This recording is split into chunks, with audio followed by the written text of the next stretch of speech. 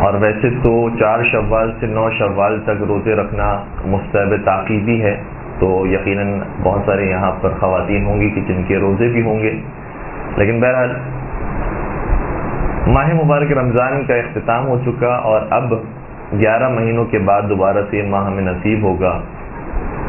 ماہ رمضان کی جو برکتوں والا مہینہ تھا، رحمتوں والا مہینہ تھا، جس میں ایک ایک قرآنی آیت کی تلاوت کا ثواب پورے قرآن کریم کو ختم کرنے کے برابر تھا، اور جس مہینے کے اندر اگر کسی کو افطار کروا دیا ہے، کھانا کھلا دیا ہے، چاہے روایت کے مطابق پیغمبر اکرم کی خطبے کا جملہ یہ ہے کہ اگر کسی کو 1 گلاس پانی پلا دیا ہے یا کسی کو 1 کھجور کھلا دی ہے اور اس طریقے سے اس کا افطار کروایا ہے، تو پورے غلام کو آزاد کرنے کا ثواب اسے نصیب ہوتا تھا۔ وہ مہینہ تو اب ختم ہو گیا ہے، لیکن ایسا نہیں ہے کہ مہینہ ختم ہو گیا تو خدا بھی ختم ہو گیا، ہم ختم ہو گئے، زندگیاں ختم ہو گئی، ہماری سانسیں رک گئیں۔ زندگی ابھی بھی جاری و ساری ہے، خدا باقی ہے، زمین و آسمان باقی ہے، اور ہمارے نامہ اعمال بھی ابھی بھی کھلا ہوا ہے، اور یہ نامہ اعمال کھلا رہے گا اس وقت تک جب تک انسان کو موت نہیں آ جاتی۔ اور خدا کا یہ لاکھ احسان ہے کہ ہمیں یہ والا ماہ رمضان تو نصیب فرمایا، لیکن اب نہیں معلوم کہ اگلا ماہ رمضان نصیب ہوتا یا نہیں ہوتا۔ خدا سے دعا یہی ہے کہ انشاءاللہ اگلا ماہ رمضان میں نصیب ہو، اور اسی طریقے سے ہم ماہ رمضان میں ہر مرتبہ اعمال اور عبادتیں انجام دیتے رہیں، لیکن کوئی گارنٹی نہیں ہے۔ لہٰذا یہ جو اعمال کا سلسلہ ماہ رمضان میں ہم نے شروع کیا تھا، تلاوت قرآن کریم کا سلسلہ جو شروع کیا تھا، لوگوں کو افطار کروانے کا سلسلہ شروع کیا تھا، بھوک اور پیاس برداشت کر رہے تھے اور ہم نے روزے رکھے تھے، گرچہ وہ روزے واجب تھے اور اب واجب نہیں ہیں، لیکن روزے حرام تو نہیں ہو گئے ہیں، نمازیں حرام تو نہیں ہو گئی ہیں، دوسروں کو کھانا کھلانا حرام تو نہیں ہو گیا ہے۔ جس طریقے سے ماہ رمضان میں انسان نے ٹریننگ حاصل کی تھی اور نیک اعمال کی طرف آیا تھا، اللہ کے راستے کی طرف آیا تھا، وہ اللہ اب بھی موجود ہے، اور وہ اب بھی ہمارے نام اعمال کو دیکھ رہا ہے، لکھ رہا ہے، اس کے فرشتے لکھ رہے ہیں۔ لہذا اس سلسلے کو توڑنا نہیں ہے، جاری رکھنا ہے۔ اور قرآن کریم نے یہ پیغام کئی جگہوں پر دیا ہے۔ ایک جگہ پر جو ابھی سرنامہ کلام میں آپ کی خدمت میں آیت بیان کی، ارشاد ہوتا ہے وَسَارِعُوا إِلَىٰ مَغْفِرَةٍ مِّن رَبِّكُمْ وَجَنَّةٍ۔ سارعوا کا مطلب ہوتا ہے جلدی کرو، جلدی کرو، انتظار نہ کرو کسی چیز کا، انتظار نہ کرو کسی مہینے کا، محرم کا انتظار نہ کرو، رمضان کا انتظار نہ کرو، ماہ رجب کا انتظار نہ کرو، جلدی کرو۔ کس چیز کے اندر جلدی کرو؟ ویسے تو ایک معروف مقولہ ہمارے یہاں یہ ہے کہ جلدی کا کام شیطان کا کام ہوتا ہے، لیکن قرآن کریم نے خود کہا ہے کہ جلدی کرو۔ کس چیز میں جلدی کرو؟ وَسَارِعُوا إِلَىٰ مَغْفِرَةٍ مِّن رَبِّكُمْ وَجَنَّةٍ، خدا کی مغفرت حاصل کرنے میں اور خدا کی جنت کو حاصل کرنے میں جلدی کرو، جلدی کرو۔ جب تک تم زندہ ہو جلدی کر لو، پھر زندگی کے بعد پھر نام اعمال بند ہو جانے والا ہے، پھر نہیں معلوم کہ ہمارا نتیجہ کیا برآمد ہوتا ہے۔ ابھی جو زندگی ملی ہوئی ہے، ابھی جو سانسیں جاری ہیں، اس میں جلدی کر لو۔ اور یہ سانسیں بھی جو جاری ہیں، یہ بھی خدا کی دین ہے کہ جو جاری ہیں، جب خدا ان سانسوں کو روکنا چاہے تو روک لے۔ قرآن کریم کے اندر آیت آتی ہے وَلِلَّهِ مُلْكُ السَّمَاوَاتِ وَالْأَرْضِ، پروردگار کے لیے زمین و آسمان کی ساری ملکیت ہے۔ تو ہمارے جو اعضاء و جوارح ہیں یہ بھی خدا کے اختیار میں ہیں۔ جب خدا، اب ہمیں کچھ کرنے کی ضرورت نہیں، خدا صرف اپنا لطف و کرم ہماری سانسوں پر سے ہٹا لے تو یہ سانسیں بند ہو جائیں گی، پھر جتنی بھی کوشش کر لیں، جتنی بھی توانائی لگا دیں، پھر سانس نہیں آئے گی۔ ابھی جو دل کی دھڑکن جاری ہے، خدا کا لطف و کرم ہے جو جاری ہے۔ اگر خدا نہ چاہے تو یہ لطف و کرم ختم ہو جائے اور دھڑکنیں وہیں پر رک جائیں، آدمی مر جائے۔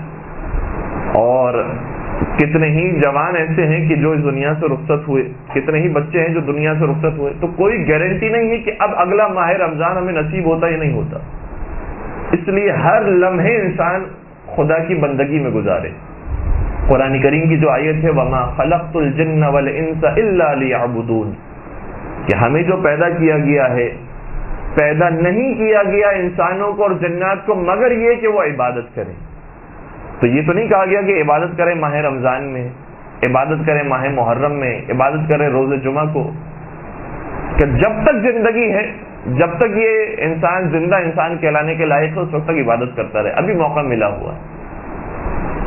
اور وہ جو آیت ہے قرآن کریم کی کہ جو عام طور پر ہم مردوں کے وفات کی خبر سننے کے بعد کہتے ہیں کہ انا للہ و انا الیہ راجعون، اس کا پیغام یہی ہے کہ ہم اللہ کے لیے ہیں اور اللہ کی طرف رجوع کرنا ہے، راجعون ہمیں پلٹنا ہے اللہ کی طرف۔ تو یہ سفر تو سب کو اختیار کرنا ہے، یہ ایسا ویزا ہے جو سب کو ملا ہوا ہے، چاہے امریکہ کا ویزا نہ ملا ہو، یورپ کا ویزا نہ ملا ہو، یہ ویزا سب کو ملا ہوا ہے اللہ کے پاس جانے والا، اور فلائٹ بھی طے ہے، لیکن کب یہ پرواز ہے یہ نہیں معلوم۔ لہذا اس سفر کے لیے کہ جو پروردگار کی طرف ہے اس کے لیے آمادہ ہر ایک کو رہنا ہے۔ تو ہمیں سب کو جانا ہے پروردگار کی طرف، راجعون پلٹنا ہے پروردگار کی طرف۔ قرآن نے دوسرے مقام پر بھی یہ کہا ہے کہ افحسبتم انما خلقناکم عبثا وانکم الینا لا ترجعون، کیا تم یہ سمجھتے ہو کہ ہم نے تمہیں بیکار پیدا کر لیا ہے اور کیا تم ہماری طرف پلٹائے نہیں جاؤ گے؟ وہاں پر بھی وہی لفظ ہے وانکم الینا لا ترجعون، کیا تم یہ سمجھتے ہو کہ ہماری طرف نہیں لائے جاؤ گے؟ سب کا سفر اللہ کی طرف ہے۔ بلکہ میں ایک بات آپ کی خدمت میں بیان کروں کہ تاریخ میں جو شخصیات گزری ہیں، ایک طرف سے فرعون، نمرود، شداد، یزید، اس کے اوپر والے اس کے نیچے والے، ان جیسوں کی شخصیات ہیں، دوسری طرف مولا حسین، ان کے والد گرامی، مولا کائنات، پیغمبر اکرم اور اولو العزم انبیاء موجود ہیں۔ چاہے اس طرف کا انسان ہو چاہے اس طرف کا انسان ہو، ان سب کو اللہ کی طرف جانا ہے، سب کا سفر اللہ کی طرف ہے۔ لیکن فرق یہ ہے کہ یہ جو معصوم ہستیاں ہیں جب یہ اللہ کی طرف جا رہی ہوں گی تو خوش ہوں گی۔ جو ہم نے زندگی میں کام کیے تھے وہ اب کمائی حاصل ہونے کا وقت آ گیا، اب فصل کاٹنے کا وقت آ گیا، اب نتیجہ دیکھنے کا وقت آ گیا ہے، اب ہم نے جو کیا تھا وہ ہمارے سامنے موجود ہے، لہذا وہ خوشی خوشی اطمینان کے ساتھ جا رہے ہوں گے۔ اسی لیے قرآن کریم کی جو آیت ہے مولا حسین کے بارے میں بطور خاص آتا ہے، آواز غیبی کربلا کے میدان میں کیا آئی تھی؟ یا ایتھا النفس المطمئنہ ارجعی الی ربک راضیۃ مرضیہ، اے نفس مطمئنہ اپنے رب کی طرف پلٹ آ۔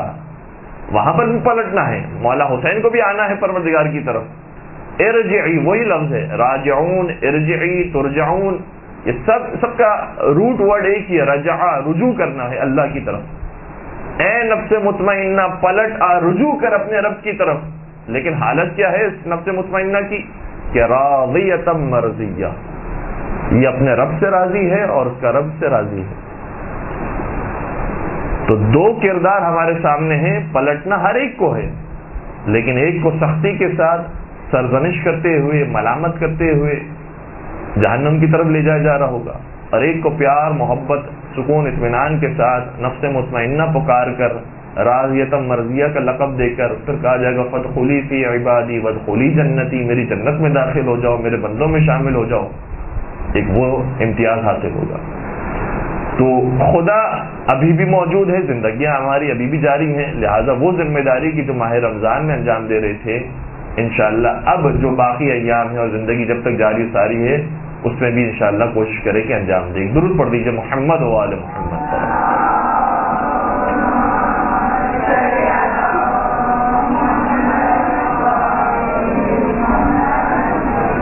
اور وہ دعا کہ جو چوتھے سرکار امام زین العابدین علیہ الصلوۃ والسلام کی دعا ہے جو صحیفہ سجادیہ کے اندر موجود ہے۔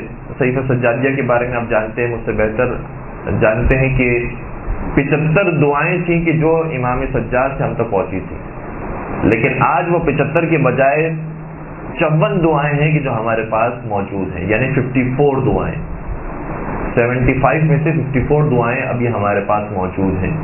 ان 54 میں سے 2 دعائیں ایسی ہیں کہ جو ماہ رمضان کے بارے میں تھی، استقبال ماہ رمضان کی دعا، وداع ماہ رمضان کی دعا، اور ایک دعا وہ ہے کہ جو عید الفطر کی دعا ہے، اور اس دعا کے آغاز میں یہ بھی لکھا ہے کہ یہ عید الفطر کے دن بھی مولا پڑھا کرتے تھے اور روز جمعہ بھی پڑھا کرتے تھے۔ تو آج روز جمعہ بھی ہے اور عید الفطر ابھی گزری ہے۔ وہ جو دعا ہے اس کے اندر مسلسل مولا پروردگار سے اس طریقے سے پکار رہے ہیں کہ جیسے ماہ رمضان ابھی جاری ہو، یا گویا یہ شب قدر کی دعا ہو۔ کوئی فرق نہیں آیا کہ اب شوال شروع ہو گیا ہے تو اب شب قدر کا انداز انسان کا ختم ہو جائے، اب وہ جو تڑپ تھی اور وہ جو مناجات کا انداز تھا وہ ختم ہو گیا۔ نہیں، ویسی دعا ہے کہ جیسی ماہ رمضان میں ہوتی تھی. اس کا آغاز اسی طریقے سے ہو رہا ہے کہ یا من یرحم من لا یرحمہ العباد ویا من یقبل من لا تقبلہ البلاد. اے وہ ذات کہ جو اس پر رحم کھاتی ہے جس پر کوئی اور رحم نہیں کھاتا. ذرا انسان کے پاس طاقت آ جائے یا کوئی کسی کا حسد پیدا ہو جائے تو چاہے اپنے ہی کیوں نہ ہو پھر رحم کھانے کے لیے تیار نہیں ہوتے، پھر کوئی مدد کرنے کے لیے تیار نہیں ہوتا. صرف پروردگار کی ذات ایسی ہے کہ چاہے فرعون جیسا ہی انسان کیوں نہ ہو اس کو بھی مہلت دیتا ہے، اس کو بھی زندگی دیتا ہے. اور پھر آگے جا کر یہی مولانا نے ارشاد فرمایا ہے، فرمایا عادتک الاحسان، اے خدا تیری عادت ہے کہ تو احسان کرتا ہے. اور کس پر احسان کرتا ہے؟ الی المسیئین، گنہگاروں پر احسان کرتا ہے. ان کا تو کیا کہنا کہ جو نیک بندے ہیں، ان کا کیا کہنا کہ جو تیرے ہی ہے، لیکن ہم جیسے گنہگاروں پر بھی تیرا احسان جاری رہتا ہے اور یہ تیری عادت میں ہے. کبھی تو یہ چھوڑتا نہیں ہے، ماہ رمضان کے لیے تیرے مخصوص نہیں ہے کہ تیرا احسان ماہ رمضان میں جاری ہے اور اس کے بعد ختم ہو جائے. عادتک الاحسان، تیری عادت میں ہے کہ تو احسان کرتا ہے. الی المسیئین وسنتک الابقاء علی المعتدین، اور تیری سنت میں ہے کہ تیرا احسان جاری و ساری رہتا ہے ان کے اوپر بھی جو تجھ سے تجاوز کرتے ہیں اور حد سے بڑھ جاتے ہیں. اور پھر کتنا احسان، کتنی مہلت، اتنی مہلت کہ مولا سجاد شاہ فرماتے ہیں حتی لقد غرت عناتک عن الرجوع، تو نے اتنی چھوٹ دے دی ہے انہیں، تو نے اتنی چھوٹ دے دی، اتنی آزادی انہیں دے دی ہے کہ ان کو اس آزادی نے دھوکے میں ڈال دیا ہے کہ جیسے انہیں نجات حاصل ہو گئی ہے. کیا خوبصورت انداز ہے عید الفطر کی دعا ہے. تو شب قدر ہو، ماہ رمضان ہو یا باقی ایام ہو، جب تک یہ سانسیں جاری ہیں اور جب تک زندگی موجود ہے، خدا کے ہمیشہ مطیع و فرما بردار اور عبادت گزار بندے بن کے رہنا چاہیے. اور مولا متقیان امیر المؤمنین حضرت علی بن ابی طالب علیہ السلام کے بارے میں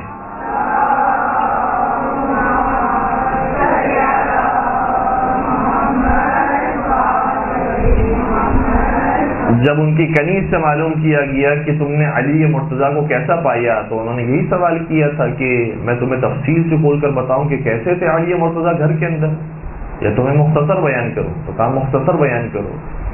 کہنے لگی کہ بس علی مرتضیٰ کے بارے میں مختصراً یہ سن لو کہ علی مرتضیٰ کا ماہ رمضان اور ماہ شوال ایک جیسا ہوتا تھا، کوئی فرق نہیں ہوتا تھا. جیسے ماہ رمضان میں عبادت گزار تھے ویسے ماہ شوال کے اندر بھی تھے.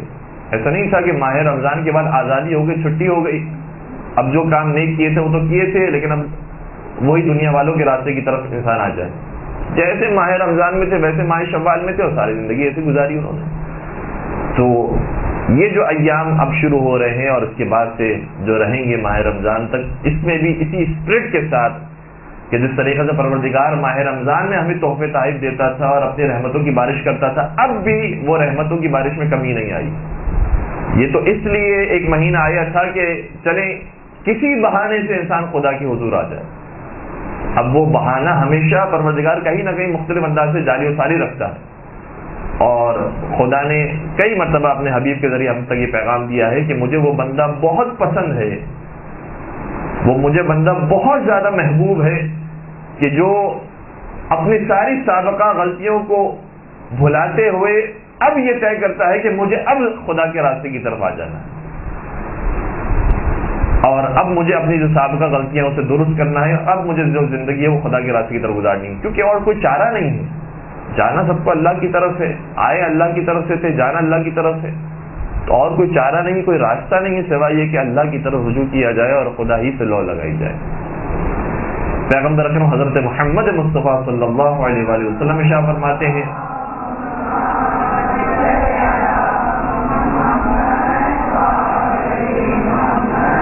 مختلف الفاظ کے ساتھ یہ حدیث ہم تک پہنچی ہے، لیکن وہ جملے کہ جو امالی شیخ طوسی کے اندر موجود ہیں وہاں سے میں آپ کو بیان کر رہا ہوں.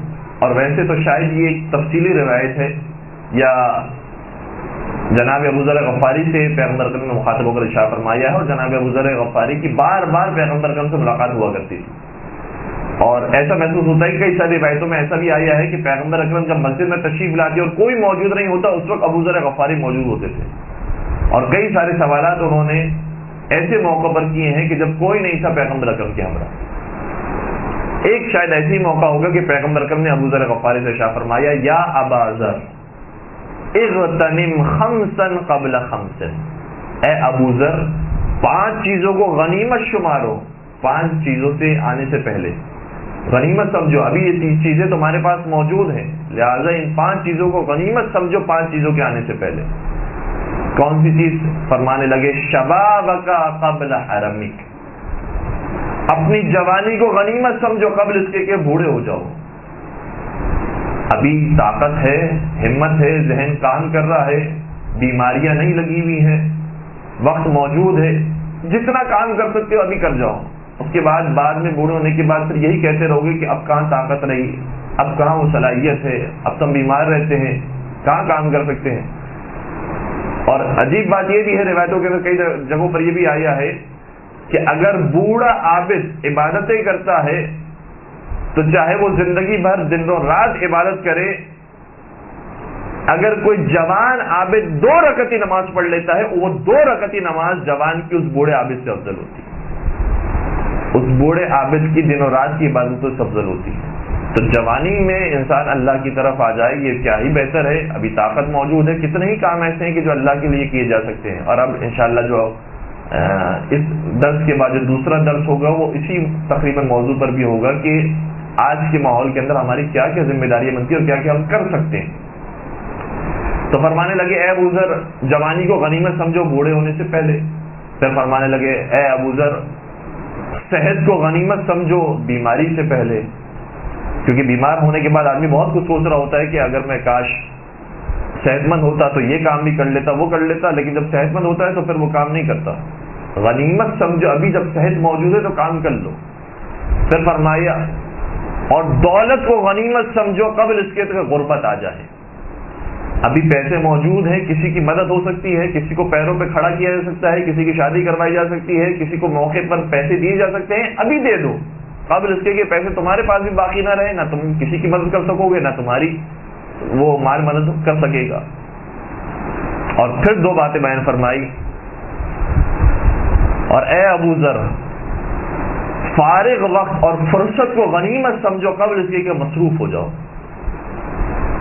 اور واقعی جب مصروفیت بڑھ جاتی ہے اور اس زمانے میں مثال کے طور پر جہاد پر چلا گیا انسان، جنگ پر چلا گیا ہے، تو پھر اب وہ وقت نہیں ہے کہ جو شہر کے اندر رہ کر کام کر سکتا ہے وہ کر سکے، گھر کے اندر جو کام کر سکتا ہے وہ کر سکے۔ تو جو فرصت کا وقت ہے اس کو وقت کو ضائع نہ کرو۔ یہاں پر تو چلے خواتین موجود ہیں، مجھے نہیں معلوم کہ کتنا شوق ہے، لیکن آج کل فٹ بال کا سیزن آیا ہوا ہے تو لوگ اس میں اپنا وقت کو ضائع کر رہے ہیں۔ صحیح ہے، تھوڑی دیر کے لیے دیکھنے میں حرج بھی نہیں ہے۔ یہ بھی روایتوں کے اندر آیا ہے کہ مومن کو چاہیے کہ حلال لذات کو حاصل کرے تاکہ اس میں ہمیشہ ایک سکون، ایک شادابی کی کیفیت باقی رہے، تاکہ وہ دوسرے کام بھی کر سکے۔ لیکن اس کا یہ مطلب ہی نہیں کہ سارا وقت اتنا انسان فٹ بال دیکھتا رہے کہ فٹ بال دیکھ دیکھ کر تھک جائے اور پھر کہے کہ اب آرام کرنا ہے۔ تو پہلے بھی آرام تھا، اب بھی آرام ہے۔ تو فٹ بال ہو یا دوسرے جو ایکٹیویٹیز ہیں وہ انسان کرے اس لیے تاکہ جو دوسرے اہم کام ہے اس کو انجام دے سکے، نہ یہ کہ اسی میں اتنا ملوث ہو جائے، اتنا لگ جائے کہ وہی کر کے تھک جاتا ہے انسان کہ اب دوسرا جو ہے وہ انسان کو سکون حاصل کرنا ہے اور نیند کرنی ہے، پھر دوبارہ کھڑے ہو کر جب اٹھے گا تو پھر یہ کام کرنا ہے۔ تو ابھی جو فارغ وقت ہے انسان اس کو غنیمت سمجھے قبل اس کے کہ مصروفیت شروع ہو جائے۔ اور آخری بات بیان فرمائی وحیاتک قبل موتک، اور زندگی کو غنیمت سمجھو قبل اس کے کہ موت آ جائے۔ کتنے ایسے تھے جو ماہ رمضان میں ہم موجود تھے اور وہ موجود نہیں تھے، اس دنیا سے رخصت ہو گئے، لیکن وہ ہمیشہ ہمارے ساتھ ہوا کرتے تھے۔ ان کے لیے ہم نے فاتحہ پڑھ لی ہے، ان کے لیے ہم نے ایصال ثواب کی مجلس رکھ لی، ان کے لیے نماز وحشت قبر پڑھ لی، اب ہمارے درمیان نہیں، نامہ اعمال بند ہو گیا۔ اب ان کی زبان پر بھی وہی جملے ہوں گے جو مرنے کے بعد شاید ہماری زبان پر بھی ہوں، کیونکہ قرآن کریم کی آیت ہے کہ یا لیتنی کنت ترابا، اے کاش میں خاک ہوتا۔ البتہ یہ جملہ قرآن کریم نے ذکر کیے ہیں وَيَقُولُ الْكَافِرُ يَا لَيْتَنِي كُنْتُ تُرَابًا، اس کی تفسیر کے اندر یہ آیا ہے کہ کافر یہ کہیں گے قیامت کے میدان میں کہ کاش میں ترابی ہوتا۔ اور روایت کا جملہ یہ ہے کہ ترابی کا مطلب یہ ہے کہ جب ابو تراب والوں کو دیکھیں گے اور دیکھیں گے کہ ابو تراب والے سب کے سب جنتی ہو گئے ہیں اور شفاعت پا گئے ہیں، تو اس وقت یہ کہیں گے کہ کاش میں بھی ابو ترابی ہوتا اور کاش میں بھی جنتی ہوتا۔ درود پڑھ دیجیے محمد و آل محمد پر۔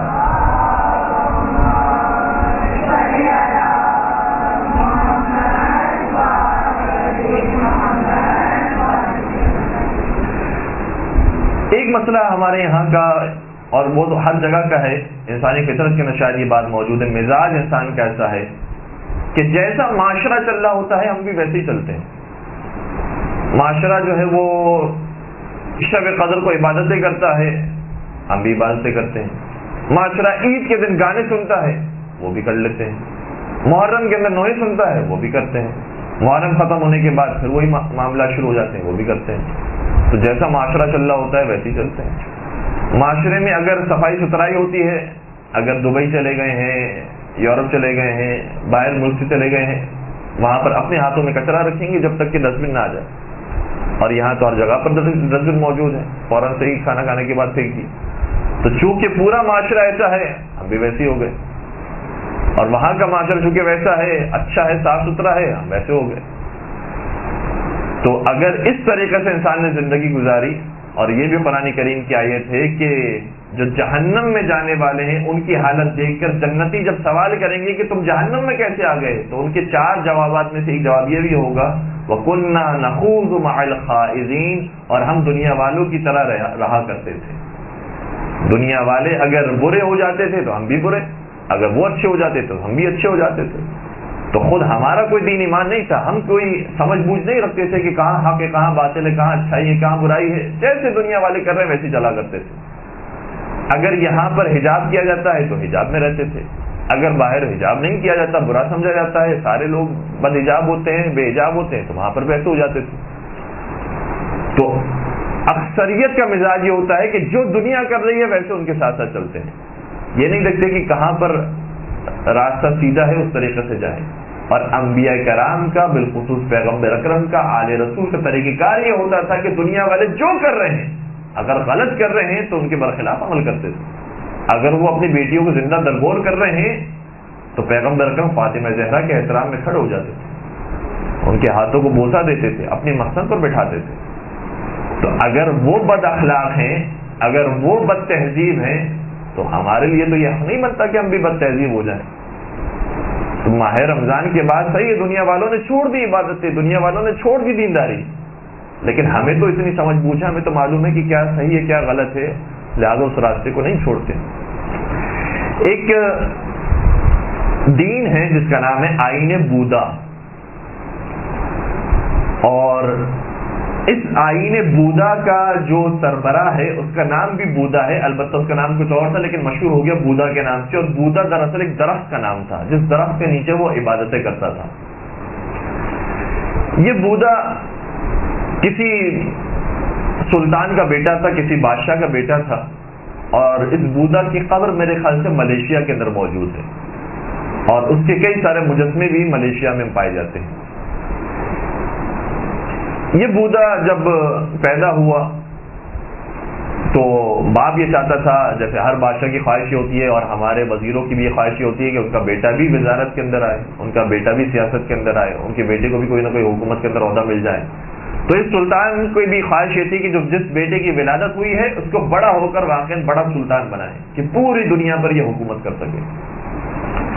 اس نے بڑے بڑے حکیموں سے مشورے لیے، جو پڑھے لکھے لوگ تھے ان سے مشورے لیے کہ کیا کرنا چاہیے، اگر میں اس کو پوری دنیا کا حکمران بنانا چاہتا ہوں تو مجھے کیسے اس کی تربیت کرنی چاہیے۔ کہا کہ اگر تم پوری دنیا کا حکمران بنانا چاہتے ہو تو اس کی تربیت ایسے کرو کہ اسے کسی قسم کی کوئی تکلیف نہ پہنچے، خوشی کے اندر، سکون کے اندر، اطمینان کے اندر یہ پروان چڑھے، جوان ہو تو اس میں وہ طاقت، وہ قوت ہوگی کہ یہ پوری دنیا پر حکومت کر سکے گا۔ کیا ٹھیک ہے، اب اس کے لیے کیا کرنا ہوگا؟ کیا اس کے لیے کہ ہم الگ سے محل تعمیر کرواتے ہیں جس کے اندر ہر دنیا کی ہر قسم کی سہولتیں موجود ہیں، اس کے پاس نوکر چاکر موجود ہیں، ہر قسم کی فیسلٹی موجود ہے، یہ اسی ماحول کے اندر پروان چڑھتا رہے گا اور کوئی تکلیف جب نہیں پہنچے گی تو یہ دنیا کا بادشاہ بن جائے گا۔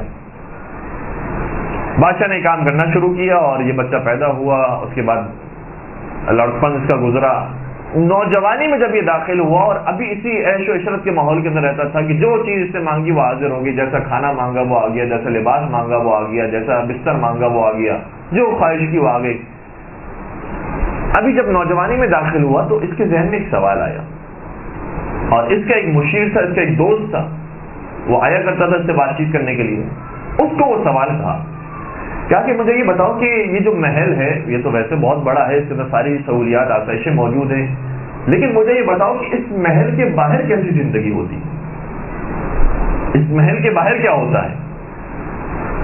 اب مشیر کو کہا گیا تھا کہ اسے کوئی ایسی بات نہ کہنا کہ جس سے تکلیف ہو جائے، لہذا کہا کہ شہزادے بالکل ایسی ہی زندگی ہے جیسے آپ کی زندگی ہے، ویسی سب کی باہر بھی زندگی ہے، سب کے محلات ہیں، سب اسی طرح ہنسی خوشی رہتے ہیں، خوشحال رہتے ہیں. کہ اچھا، بہت اچھی بات ہے، تو چلو ہم باہر چلتے ہیں، دیکھتے ہیں کہ باہر لوگ کس طریقے سے رہتے ہیں. اب یہ روکنے کی بہت کوشش کرتا ہے کہ نہیں، میں نے آپ کو کہا نا کہ آپ کی طرح ہی رہتے ہیں اور آپ کی طرح ہی اٹھتے بیٹھتے ہیں، جو چاہتے ہیں مل جاتا ہے اور یہ چیزیں وہ چیزیں. تو کہا نہیں، میرا دل چاہتا ہے میں باہر دیکھوں. اچھا، اسے ایک مرتبہ تو روک لیا. بادشاہ تک بھی بات پہنچی. بادشاہ نے پھر اپنے حکیموں کو بلایا کہ بھائی یہ تو باہر جانا چاہتا ہے، باہر کی جب زندگی دیکھے گا اور دیکھے گا کہ وہاں تو غریب بھی موجود ہیں، ضرورت مند بھی موجود ہیں، اور پھر ان کی ایسی حالت دیکھے گا، دنیا کو دیکھے گا تو تکلیف ہوگی، تو پھر اگر اس سے تکلیف ہوگی تو وہ پوری دنیا کا بادشاہ نہیں بن سکے گا. کیا کیا جائے؟ کہا گیا کہ ویسے تو اس کو پوری کوشش کی جائے کہ محل کے اندر ہی رکھا جائے، اور اگر یہ بات نہ مانے تو محل کے دروازوں کو بند کر دیا جائے. یہ کام کیا گیا اور بالآخر محل کے دروازے بند کر دیے گئے. اتفاق ایسا ہوا کہ جب محل کے اندر کوئی بھی موجود نہیں تھا یا سب سوئے ہوئے تھے، اس وقت یہ شہزادہ چپکے سے باہر نکل جاتا ہے، اور جیسے ہی گھر سے باہر قدم رکھتا ہے تو کیا دیکھتا ہے کہ فقیروں کی قطاریں موجود ہیں، چھوٹے چھوٹے بچے ہیں جن کے پاس صحیح لباس نہیں ہے، سونے کے لیے صحیح جگہ نہیں ہے، پینے کے لیے صحیح پانی نہیں ہے. کتنے ایسے بوڑھے ہیں کہ جو کرا رہے ہیں، تکلیف کے اندر ہیں. اور آگے بڑھتا ہے، دیکھتا ہے گندگی موجود ہے، یہاں تو کھانے کے لیے صحیح چیزیں نہیں ہیں. تھوڑا سا اپنے ہی شہر کو جب گھوم کر آتا ہے اپنے محل کے اندر تو اپنے دروازے کو بند کرتا ہے اور بہت روتا ہے، بہت روتا ہے، اور یہ سوچنے لگتا ہے کہ میں نے تو ابھی کیا دیکھا تھا دنیا کے اندر، میری تو دنیا صرف یہی دنیا تھی، اس کے باہر کی اصل جو دنیا تھی وہ تو میں نے دیکھی نہیں تھی، تو میری مصنوعی سی جعلی سی دنیا بنائی ہوئی تھی. اپنے باپ کو کہا کہ مجھے اس محل سے نکالا جائے اور میں باہر جا کر کام کرنا چاہتا ہوں، باہر جو ضرورت مند ہے ان کی مدد کرنا چاہتا ہوں. بادشاہ نے پھر حکیموں سے معلوم کیا، حکیموں نے کہا کہ نہیں، اسے باہر نہیں جانے دینا ورنہ پھر تمہارا صحیح جانشین نہیں بن سکے گا. بالآخر یہی مسئلہ ہوتا رہا. ایک حکیموں نے تجویز یہ پیش کی کہ بادشاہ اگر آپ چاہتے ہو کہ اسے اسی دنیا کے اندر رکھو اور اسی ماحول کے اندر، اسی محل کے اندر، عیش و عشرت کے اندر رکھو، تو ایک خوبصورت سی محفل برپا کرو. اس محفل کے اندر بہترین قسم کے کھانے بھی پکائے ہوئے ہوں اور بڑے بڑے عمرا سفرا کو لایا گیا ہو اور رقاصائیں موجود ہوں اور جو عیش و عشرت کے سامان سب موجود ہوں، تاکہ یہ اس کے اندر مگن ہو جائے اور اسی کو یاد کرے اور کہے کہ بار بار اس قسم کی محفلیں ہونی چاہیے تاکہ اس کا دھیان باہر کی دنیا سے نکل جائے. ٹھیک ہے، ایک محفل کو منعقد کیا گیا، اس قسم کی رقاصائیں بلائی گئی، کھانے لگائے گئے، خادمین موجود تھے، قہقہے لگانے والے لوگ موجود تھے، ہنسانے والے لوگ موجود تھے، ساری چیزیں موجود تھی، اور اس طرح سے محفل جمائی گئی. جب شراب پی پی کر لوگ بے ہوش ہونے لگے اور مست ہو گئے اور نشے میں آ گئے، یہاں تک کہ آہستہ آہستہ محفل کے لوگ سونے لگے یا چلے گئے، تو یہ جاگا رہا، بیدار رہا. اس نے شراب نہیں پی تھی، جاگتا رہا، دیکھتا رہا کہ کون کیا کر رہا ہے. اور جب آدھی رات سے بھی زیادہ کا وقت ہو گیا، حتیٰ رقاصائیں بھی نشے میں آ گئیں اور وہ بھی لیٹ گئی، سو گئیں، اور کوئی موجود نہیں تھا دیکھنے والا، تو اس وقت یہ کھڑا ہوا اور ایک ایک کو دیکھنا شروع کیا. اب سننے والی بات ہے، اب ایک ایک کو دیکھنا شروع کیا. کہتا ہے کہ میرے سامنے جو بہترین غذائیں لا کر رکھی گئی تھی، اب میں ان غذاؤں کو دیکھتا ہوں تو اس کے اندر صرف ہڈیاں ہیں اور وہ غذائیں خراب ہو گئی. یہ جو خوبصورت رقاصائیں آئی تھیں، نشے میں آنے کے بعد، سونے کے بعد ان کی خوبصورتی ختم ہو گئی. یہ جو بڑے بڑے امیر کبیر افراد تھے، جو بڑے ٹھاٹ باٹ کے ساتھ بیٹھے ہوئے تھے، نشے میں آنے کے بعد، سونے کے بعد ان کی بھی ساری خوبصورتی ختم ہو گئی. پھر باہر نکلا اور پھر باہر نکل کر دیکھا کہ میں جو چیز دیکھتا ہوں صحیح ہے، بظاہر عارضی طور پر کچھ چیزیں ایسی ہیں جو خوبصورت نظر آتی ہیں، کچھ چیزیں ایسی ہیں جو بہترین اچھی نظر آتی ہیں، لیکن ایک قانون اس کے ذہن میں بنا، اور وہ قانون بہت اہم ہے جو ہمارے آپ کے سب کے ذہنوں میں ہونا چاہیے۔ وہ قانون یہ ہے کہ صحیح ہے ہر چیز خوبصورت ہوتی ہے، لیکن ہر خوبصورتی کو زوال ہے۔ ہر خوبصورتی ایک نہ ایک دن زائل ہو جاتی ہے، ختم ہو جاتی ہے۔ جو اچھے سے اچھا کھانا ہو وہ سڑ جاتا ہے، برباد ہو جاتا ہے۔ میں نے دنیا کی ساری چیزوں کو دیکھا، ساری چیزوں کے اندر زوال موجود ہے، اور مجھے اس کے پیچھے جانا ہے کہ جو زوال ناپذیر ہو، جس کو زوال نہ آتا ہو۔ لہذا دنیا کی کوئی چیز ایسی نہیں ہے کہ جس کو زوال، جس کو جو زوال سے بچی ہوئی ہو، سب کو زوال آتا ہے۔ ہاں کوئی ایسا ہوگا جس نے اس دنیا کو بنایا ہے، اس دنیا کو چلا رہا ہے، اور یہ دنیا اسی طریقے سے چل رہی ہے۔ یقیناً وہ ذات ایسی ہے کہ جس کو کوئی زوال نہیں۔ لہذا محل کی زندگی چھوڑتا ہے، سلطنت کو چھوڑتا ہے، اور بہت دور گاؤں میں جا کر ایک درخت کے سامنے بیٹھ کر عبادتیں کرتا ہے، سجدے کرتا ہے، اور اس کا نام بعد میں بودا پڑا یا گوتم بدھ پڑا، اور پھر اس کے نام سے مقبرے بھی بنے اور اس کے نام سے بدھ وغیرہ بھی بنے، اور بعد میں اس کے جو پیروکار تھے اور ماننے والے تھے انہوں نے اس کے دین کو منحرف کر دیا۔ لیکن خود اس کا جو نظریہ تھا، البتہ اس کے اندر بہت سارے نظریات منحرف بھی ہو سکتے ہیں، انحرافی نظریات بھی ہو سکتے ہیں، مگر جو اس کے بنیادی نظریات میں سے تھا کہ جس کی وجہ سے اس کی پوری زندگی تبدیل ہو گئی، وہ زندگی کی تبدیلی کی وجہ یہ تھی کہ اس نے دنیا کی ہر چیز کو دیکھ لیا کہ ہر لذیذ چیز اور ہر بہترین اور خوبصورت چیز کو زوال حاصل ہے۔ کوئی بھی چیز ایسی نہیں ہے جو لازوال ہو سوائے ایک ذات کے۔ لہذا پوری دنیا کو چھوڑ دیا اور اس لازوال کی عبادت کرنا شروع کر دیا۔ یہ جو فلسفہ ہے زندگی کا، یہ مسلمانوں کے اندر بھی ہے، قرآن کریم کا دیا ہوا فلسفہ ہے کہ دنیا کی ہر چیز فانی ہے سوائے ذات پروردگار کی۔ کل شیء فان، دنیا کی ہر چیز فنا ہو جانے والی ہے سوائے ایک ذات کے۔ لہذا اس ذات کے پیچھے جانا ہے اور اس ذات تک ہمیشہ ہمیشہ اس کے لو لگا کے رکھنی ہے۔ ایک درود پڑھ لیجیے گا، محمد و آل محمد۔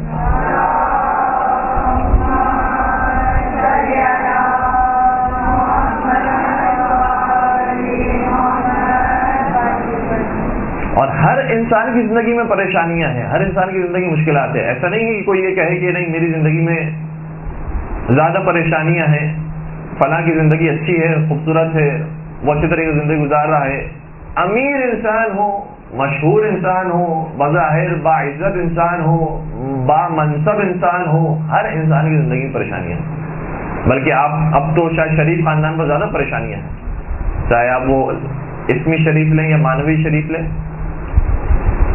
تو کوئی کتنا ہی بڑا ہی کیوں نہ ہو جائے، ہر ایک پریشانیوں کے اندر آتا ہے۔ پریشانیوں سے حل کا صرف ایک راستہ ہے جو قرآن کریم نے دیا ہے کہ الا بذکر اللہ تطمئن القلوب، تطمئن القلوب، کہ صرف یاد پروردگار وہ ہے کہ جس سے دلوں کو سکون حاصل ہوتا ہے۔ تو یاد پروردگار کے ساتھ زندگی گزاری جا رہی ہو تو چاہے سونے کے لیے نرم بستر موجود نہ ہو، کھانے کے لیے لذیذ غذائیں موجود نہ ہو، مکان کوئی عالیشان نہ ہو، لیکن چونکہ یاد پروردگار کے ساتھ ہے اور اس سوچ کے ساتھ ہے کہ میں جو کر رہا ہوں وہ پروردگار کی نعمتوں پر بہترین شکر ادا کر رہا ہوں، اس کی بہترین عبادت کر رہا ہوں، اس سے زیادہ اطمینان انسان کو کسی اور چیز سے حاصل نہیں ہو سکتا۔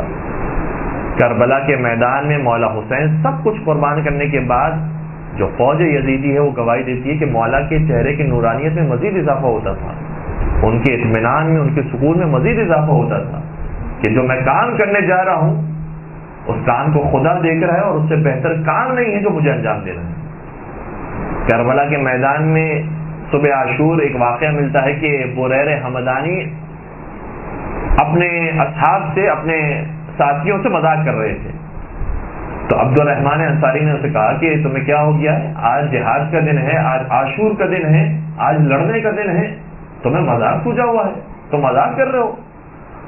تو کہنے لگا کہ عبد الرحمن میں کیا کروں، ساری زندگی جو میں نے گزاری ہے اب مجھے زندگی کی کمائی حاصل کرنی ہے، میں اپنے نظروں کے سامنے جنت کو دیکھ رہا ہوں، جب میری نظروں کے سامنے جنت ہو تو میں خوش نہ ہوں تو کیا کروں؟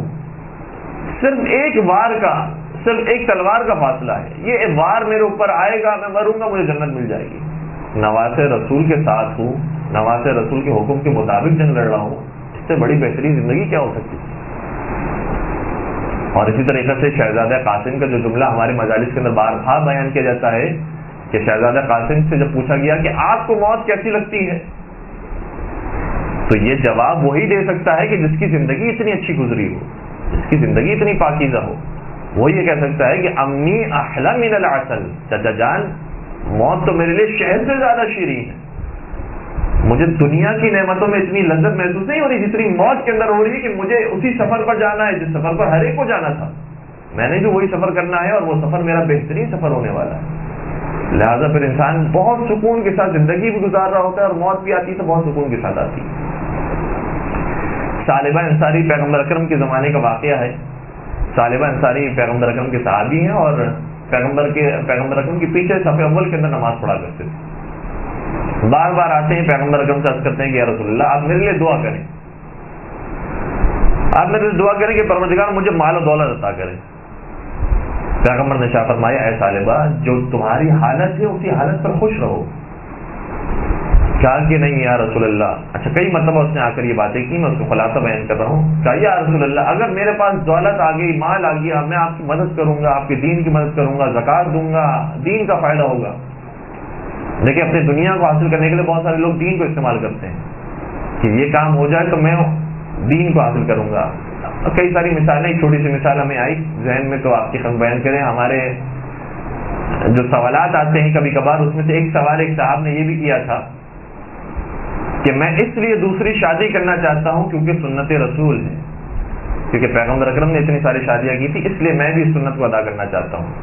تو سہارا اسی سنت کا، سہارا اسی دین، حدیث، قرآن کا، اسلام کا سہارا لیا جاتا ہے، لیکن کام جو ہے وہ انہیں اپنا نکلوانا ہوتا.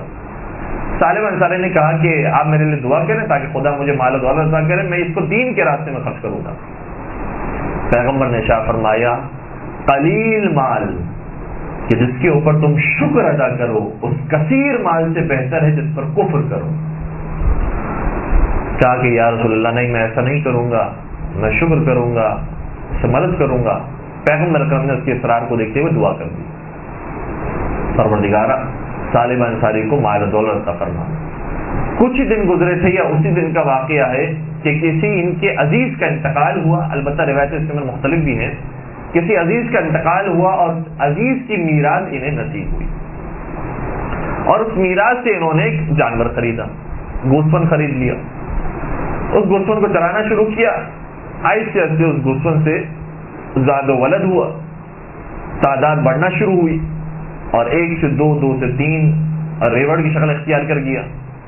وہ ثعلبہ انصاری کے جو روزانہ پیغمبر اکرم کے پیچھے ہر نماز کو ادا کرتا تھا اور صف اول میں کھڑا رہتا تھا، اب اس کا جب کاروبار شروع ہو گیا تو نمازوں میں نہیں آتا تھا. جماعت نماز پڑھنا چھوڑ دی، صف اول میں بیٹھنا چھوڑ دیا. یہاں تک کہ اس نے اتنے سارے جانور ہو گئے، اتنا بڑا غلہ بن گیا کہ مدینے سے باہر اپنے جانوروں کو چرایا کرتا تھا اور جمعے کے دن صرف ایک نماز پڑھنے کے لیے پیغمبر کے پیچھے آتا تھا. اچھا پھر اتنے سارے جانور ہو گئے، اتنا کام بڑھ گیا، اتنا کام بڑھ گیا کہ اب اس نے وہ جو دین کی جو چھوٹی چھوٹی باتیں تھیں اب اس کو بھی چھوڑ دیا. پہلے تو نماز کو ویسے ہی چھوڑ دیا تھا، آہستہ آہستہ جماعت کو چھوڑ دیا، دوسری چیزوں کو چھوڑ دیا. یہاں تک کہ پیغمبر اکرم کو جب اطلاع ملی کہ ثعلبہ انصاری کے پاس اتنے جانور ہو گئے ہیں کہ جو زکوٰۃ کے حد نصاب تک پہنچتے ہیں، تو اب اس نصاب کو، زکوٰۃ کو لینے کے لیے افراد کو بھیجا گیا. جب یہ افراد پہنچے ہیں ثعلبہ انصاری کے پاس اور کہا کہ آپ کا جو غلہ ہے وہ پہنچ جاتا ہے حد نصاب تک، لہٰذا آپ کچھ زکوٰۃ دیجیے جو آپ پر زکوٰۃ واجب ہے. کہنے لگا کہ اپنے رسول سے کہنا کہ کیا میں کافر ہوں جو میں زکوٰۃ دوں؟ کافروں سے جزیہ لیا جاتا ہے، میں تو مسلمان ہوں، مومن ہوں، میں نے تو جتنا کمایا ہے وہ حلال سے کمایا ہے، میں کس بات کی زکوٰۃ دوں؟ کیا زکوٰۃ مسلمانوں کے اوپر واجب ہے؟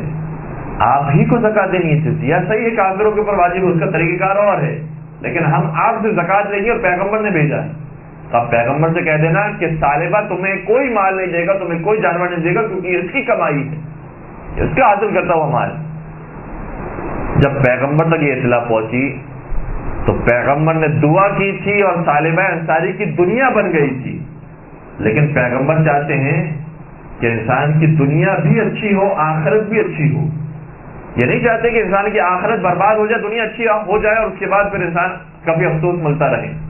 لہذا پھر پیغمبر اکرم نے دعا کی کہ پروردگارہ طالبہ انصاری کے مال سے برکت کو ہٹا دے، اور جیسے ہی دعا ہوئی اس کے بعد جانور اس کے مرنا شروع ہوئے، تعداد کم ہونا شروع ہوئی، اور جیسے پہلے صف اول میں کھڑے ہو کے نماز پڑھتا تھا ویسے کھڑے ہو کے نماز پڑھتا تھا۔ تو بعض لوگوں کی دنیا اچھی ہو جاتی ہے اور دعا کرتے ہیں تو بہتر بھی ہو جاتی ہے اصرار کرنے کے بعد۔ یہ بھی ایک فلسفہ ہے کہ کسی چیز کو جس کو پروردگار نہ چاہتا ہو، بہت زیادہ اگر اصرار کیا جائے کہ نہیں پروردگار اگر تو نے مجھے دے دیا میں تیرے راستے کو نہیں چھوڑوں گا، نہیں چھوڑوں گا، نہیں چھوڑوں گا، کئی مرتبہ انسان کہتا رہتا ہے، تو خدا ایک مرتبہ دے بھی دیتا ہے اور دینے کے بعد آزماتا ہے کہ دیکھو تمہارے کہنے پر ہم نے دے دیا ہے، اب تم اپنے وعدے کو پورا کرنا۔ ایک صاحب تھے، بے اولاد تھے، بہت زیادہ تمنا تھی ان کے وائف کی کہ اولاد ہو جائے، بالآخر دعائیں کر کے اصرار کر کے سارے اعمال کر کے اولاد ہو گئی۔ لیکن جب اولاد ہو گئی، سفر پر تھے، ابھی 2 سال کا بچہ تھا، اور 2 سال کا بچہ سفر پہ تھا، اور سفر میں ایسا ایکسیڈنٹ ہوا کہ ان کا بیٹا پیرالائز ہو گیا، فالج ہو گیا، اور اس قدر اب بری حالت میں ہے کہ صرف ماں باپ کی زندگی یہ ہوگی کہ اس بچے کو اٹھا کر ایسی جگہ پر رکھیں کہ اس کی زندگی کی سانسیں چلتے رہیں۔ تو بہت زیادہ اگر کسی چیز کے بارے میں اصرار کیا جائے وہ بھی نامناسب ہوتا ہے۔ یہ دعا کی جائے کہ پروردگار اگر میرے حق میں بہتر ہے تو مجھے عطا فرما، میں نہیں جانتا کہ میری تقدیر میرے لیے کیا بہتر ہے، لیکن تو جانتا ہے کہ میری تقدیر میں کیا بہتر ہے، لہذا جو میرے لیے بہترین تقدیر ہے وہ مجھے عطا فرما۔ تو اگر مال و دولت میرے لیے بہتر ہے وہ مجھے عطا فرما، اگر نہیں بہتر ہے تو اسی پر راضی رہنے کی، اسی پر خوش رہنے کی توفیق نصیب فرما۔ میرے لیے زیادہ علم کا ہونا بہتر ہے تو مجھے عطا فرما، لیکن زیادہ علم اگر میرے لیے وبال جان بن جاتا ہے تو اس علم کو مجھے نصیب نہ فرما کہ جو علم غیر نافع ہو۔ ہم بار بار دعا کرتے ہیں پروردگار سے، پروردگار وہ علم عطا فرما کہ جو علم نافع ہو، وہ مال عطا فرما کہ جو مال مفید ہو اور ہمارے بھی کام کا ہو اور جس سے دنیا والوں کو بھی فائدہ ہو۔ مولا متقیان امیر المؤمنین حضرت علی بن ابی طالب علیہ السلام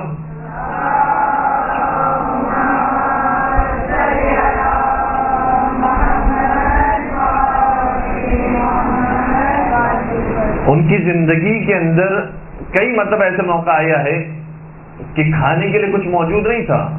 کیا علی مرتضیٰ کی جو در خیبر کو 2 انگلی سے اکھاڑتے ہوں، وہ کہ جو اونٹوں کی قطاریں دے دیتے ہوں، وہ کہ جو سائل کو انگوٹھی دیتے ہوں، وہ کہ جن کے لیے سورج پلٹتا ہو، وہ کہ جن کے گھر میں ستارہ اترتا ہو، وہ علی مرتضیٰ، ان کے پاس کھانے کے لیے کچھ نہیں تھا اور بھوکے تھے، تو انہوں نے بھی اس طریقے سے کام کیا ہے اور زندگی کے چرخے کو گھمایا ہے کہ دیکھا کہ جب بہت زیادہ بھوک لگ رہی تھی اور گھر میں کچھ موجود نہیں تھا، ایک خاتون کو دیکھا کہ جو پانی نکالنے کی کوشش کر رہی تھی، چونکہ پرانا زمانہ ہے، کنویں سے ڈول نکالا جاتا تھا، پانی نکالا جاتا تھا۔ اس خاتون سے کہا کہ کیا تمہیں کسی مدد کی ضرورت ہے؟ کہا کہ ہاں، اگر تم میری مدد کر دو تو بہت بہتر ہوگا۔ کہا کیا دو گی انعام میں؟ اگر میں نے تمہارے لیے پانی کا ڈول نکالا تو مجھے کیا اجرت ملے گی؟ کہا ہر ڈول کے بدلے 1 کھجور، ہر ڈول کے بدلے 1 کھجور۔ مولا متقیان نے اس کی مدد کی، 17 بلکہ 16 ڈول نکالے اور اس نے 16 کھجوریں دی مولا کو۔ مولا وہ کھجوریں لے کر جب مسجد کی طرف آئے تو دیکھا پیغمبر اکرم موجود تھے، پیغمبر اکرم کے سامنے پیش کی کہ یا رسول اللہ آپ یہ کھجوریں تناول فرمائیں، اور پھر مولا کائنات نے بھی ان کھجوروں سے تناول فرمایا اور رسول اکرم نے بھی ان کھجوروں سے تناول فرمایا۔ تو ضروری نہیں ہے کہ دینے کے لیے انسان کے پاس بہت ہو، مال و دولت ہو، تب جا کر انسان یہ باتیں کرے کہ میرے پاس ہو تو پھر میں دوں گا۔ اگر کچھ نہ بھی ہو، مولا متقیان کے پاس اس وقت، البتہ یہ خاص وقت کا واقعہ ہے، اس وقت کچھ نہیں تھا، لیکن کچھ نہیں ہونے کا مطلب یہ نہیں کہ انسان اپنے ہاتھوں کو چھوڑ دے اور روک لے، کیونکہ علی مرتضیٰ ہی کے لیے یہ آیت نازل ہوئی ہے وَإِذَا نَاجَيْتُمْ، کہ جب تم چاہتے ہو کہ رسول اکرم سے سرگوشیاں کرو اور رسول اکرم سے خلوت میں ملاقات کرو تو ضروری ہے کہ پہلے صدقہ دو، ان تقدموا بین یداکم صدقہ، کہ تم پہلے صدقہ نکالو اور پھر پیغمبر اکرم سے ملاقات کرو.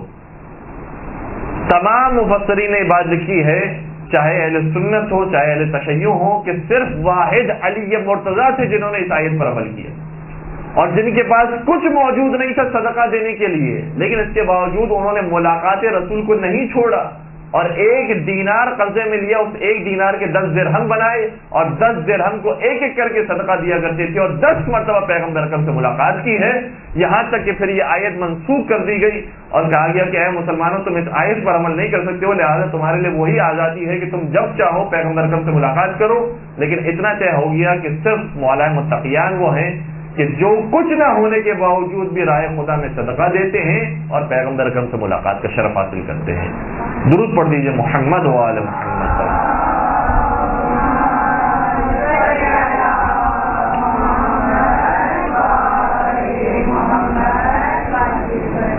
پروردگار سے دعا کرتے ہیں کہ پروردگار ہمیں سیرت محمد و آل محمد پر چلنے کی توفیق نصیب فرما، محبت آل محمد سے، محمد و آل محمد سے ہمارے دلوں کو سرشار فرما، شفاعت محمد و آل محمد ہم سب کو نصیب فرما، ہمارے تمام گناہ کبیرہ و صغیرہ کی مغفرت فرما، ہمارے مرحومین کی مغفرت فرما، ہم سب کو چاہتا معصومین کی ذات نصیب فرما، حاضر و عمرے کی سعادت سے مشرف فرما، جو پریشان المومنین ان تمام کی پریشانی کو دور فرما، بے اولاد مومنین کو اولاد صالح نرینہ عطا فرما، پالنے والے جو رزق کی پریشانی مبتلا ان کے لیے رزق حلال عطا فرما، تو شادی کی عمر تک پہنچ چکے ہیں ان کے لیے بہترین رشتہ نصیب فرما.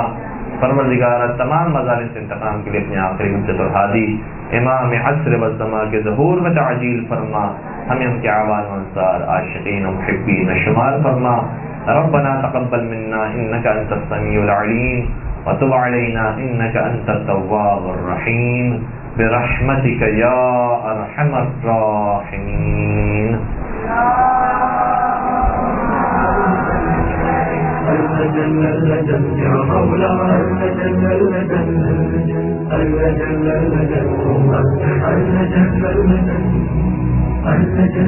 صاحب السماء